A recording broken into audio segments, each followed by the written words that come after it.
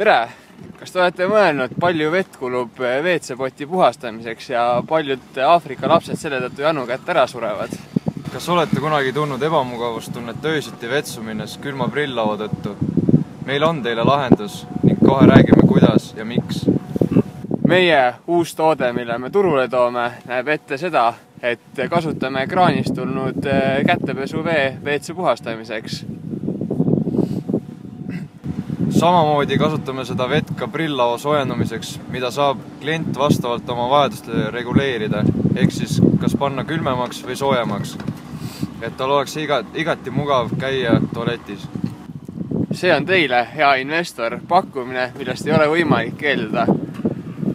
Meie pakkumine näeb ette seda, et te panustate meie firmasse 500 000 eurot algkapitali ning meie prognoosi kohaselt teenite selle tagasi juba 1,5 kuni 2 aastaga.